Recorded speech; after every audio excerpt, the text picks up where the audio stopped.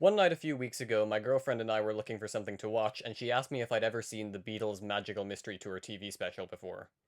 I said that I hadn't, so she showed it to me. And by the end of it, I was not the same man that I had been an hour before. This special is insane. It's just 52 minutes of pure unhinged chaos that has to be seen to be believed. I don't know if I can call it good with a completely straight face, but I am obsessed with it.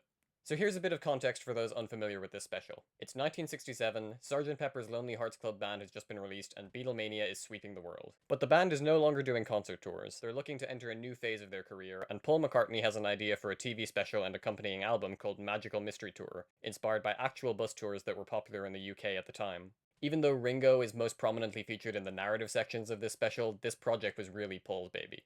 Now, around this time, the band's manager Brian Epstein tragically passed away at the age of 32, and Paul sort of stepped into his role while they were putting this project together. This wasn't the first film project that the Beatles had been involved in, but unlike, say, A Hard Day's Night and Help, where they were just acting, this time they were actually directing as well. There wasn't even a proper script, just a piece of paper that Paul drew a little circle on with a bunch of sketches and basic ideas for them to play around with. They shot it over 2 weeks in September 1967, and the special finally aired the day after Christmas that year. The response was, well... Not great, Bob! Look, the 1960s were a weird fucking time, so when I tell you that even audiences back then were weirded out by this thing, that's how you know it's serious. It's generally looked back on as the first real failure of the band's career. A mostly formless collection of skits and songs and whatever the fuck this is, loosely held together by the narrative device of the eponymous mystery tour. Now, I do want to clarify that this isn't just going to be me making fun of this thing for the whole video. I did just release an entire video about how snark is becoming too prevalent in pop culture, and I don't want to be a hypocrite. I genuinely admire the pure, unhinged chaos of this special, and I think it has to be seen to be believed. So let's take a look at it, scene by scene. So after an intro montage set to the title song, we see Ringo and his Aunt Jessica arguing as they head over to the coach. Right off the bat, one of my favorite things about this special is the way that John Lennon delivers his lines as the narrator. And what with today being Sunday and the weather looking up, you'd think they'd have given it a rest. For goodness sake, will you stop that sitting down? All right, what's your hurry? But no, on and on they go. Like, we normally think of narrators as being these powerful, engaged, omniscient figures who are recounting this story to us, but John just sounds like he's high as a kite and making simple observations about what he sees around him. Which, you know, to be fair, he probably was. Anyway, it's very funny and I like it. Getting onto the coach, we're introduced to some of the colourful non-Beatles characters we'll be spending time with over the next hour, like the incredibly hyperactive tour director Jolly Jimmy Johnson. Welcome to Magical Mystery Tours! Hey, that's the name of the show. The hostess Wendy Winters, this photographer guy, a depressed-looking old man named Mr. Bloodvessel, and this scary child that the special occasionally just cuts to without warning. We also see more of Ringo being kind of a dick to his poor aunt. And you've done nothing but eye all the fellas on the coach since we got here. Whoa, slut-shaming much, Ringo? Should do a bit of knitting, do you good. Who for, you? Should I knit for you? No, don't knit for me. I love how abruptly we cut away after that. Like, oh, we're sorry you had to witness such a vicious fight. Here, we'll cut away. It's just getting nasty now. I'm sorry, folks. We then move on to the first of many musical interludes, and I can't show too much of this because, unfortunately, Beatles music is heavily copyrighted, but it would be remiss of me not to show you this one part where I swear to God you can see Paul's penis. Dick. After that, we return to the tour. It passes by this vaguely suspicious-looking man who never comes back after this point, and then it cuts to this seemingly unrelated sketch, which I can't even describe. Just watch it for yourself.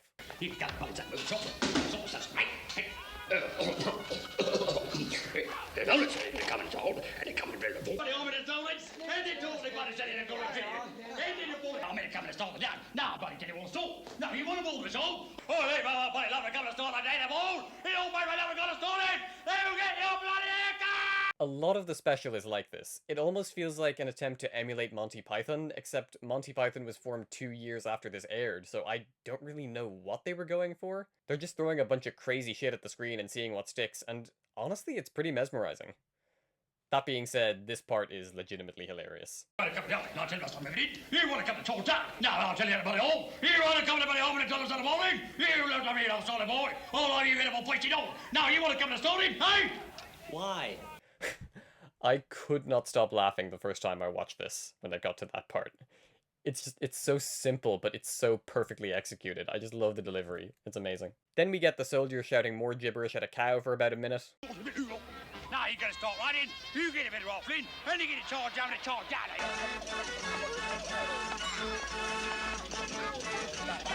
Hey, wait a minute. I recognize that music.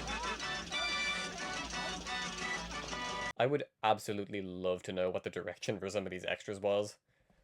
Yeah, just strip down to your underwear and wrestle each other for a little bit. It's in the background, nobody will notice. Anyway, this goes on for a few more minutes before everyone abruptly gets together for a race. This scene is great because up to now everyone was just vibing and goofing off together, but once the race starts it becomes this intense chase scene with life or death stakes where the Beatles have to literally steal the coach in order to stay ahead.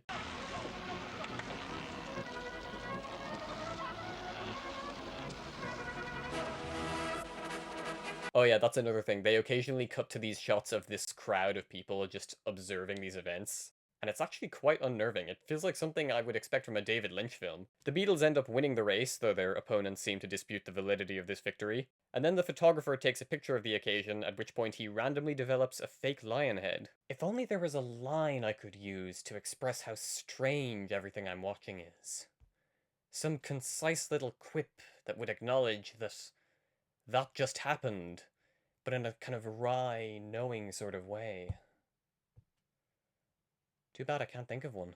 Anyway, now that that's over, we're back on tour. If you look to your left, ladies and gentlemen, the view is not very inspiring. I mean, I don't know, it looks pretty nice to me. Ah, but if you look to your right...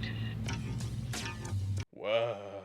Then we get a pretty cool few impressionistic minutes of colours before John introduces us to the next skit. In a land that no one knows, live 4 or 5 magicians. Again, I am obsessed with how blasé he sounds about everything he's narrating. He's not even bothered to check if it's 4 or 5. Where's the boss?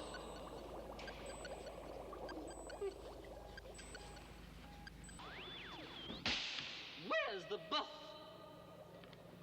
The bus. Bus is 10 miles north on the Dewsbury Road. It's only 10 miles away. But 10 miles. Should be here. You know what would have made the movie Yesterday a lot better? A scene where Hamish Patel has to pitch this special to a room full of TV executives who have no fucking idea what he's talking about. Back on the bus, love is in the air as Mr. Bloodvessel starts putting the moves on Aunt Jessica before he, fucking dies. I love you. Or maybe not, because then we get this sweet little montage of the two of them on a beach together before... Oh, turns out it was just a dream. God, I feel so bad for Aunt Jessica. She just lost her husband and she's looking for love, and this movie is so relentlessly cruel to her. Somebody get this woman on Tinder, please. Mr. Bloodvessel is my name. Buster Bloodvessel. Haha, get it? Buster Bloodvessel? I am concerned for you to enjoy yourselves within the limits of British decency. You know what I mean, don't you? I'm not sure what you're implying? Then we get another musical interlude where the band are performing I Am A Walrus, which is a pretty underrated Beatles track.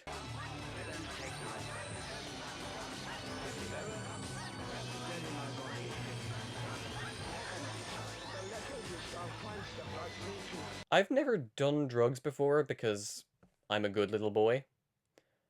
But I imagine that watching this movie is what it feels like. After that, we have a few minutes of John playing with the scary child. Do you want to blow it? Whoa. Gotta love how invested the crowd is in this balloon. After that, it's more of Ringo being needlessly cruel to his aunt, except this time they abruptly start laughing, so I guess we can consider that ongoing storyline resolved. Now it's time for my absolute favourite scene in the movie, and by far the weirdest, which is saying something. Aunt Jessica starts to get hungry, so she has this dream where she's eating lots of spaghetti, and it quickly takes a turn for the nightmarish. In 45 minutes, I can hardly get my breath. I can't breathe anymore. It's too much. All this mud. In 45 minutes. I don't care.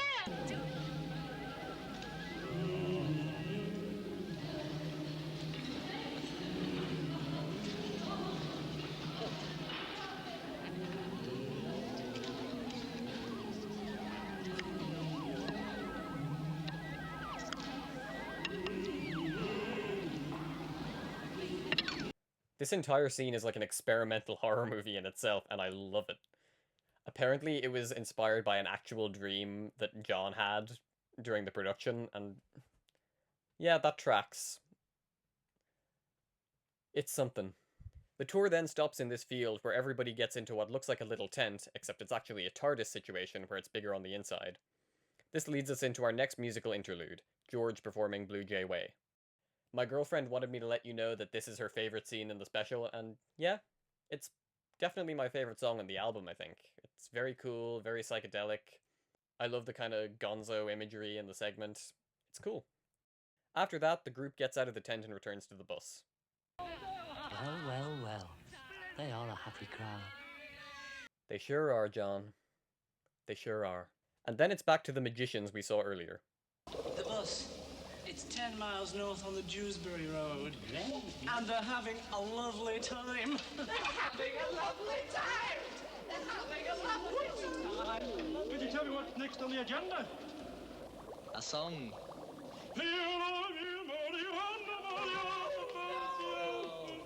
Not you. Yeah, not you. Fucking idiot. Are a lovely bunch of coconuts. Have you dinner? There they are, stand. I'm so glad these two have resolved their differences. I'm honestly really invested in their relationship now. Come on, join in. What's the matter with you?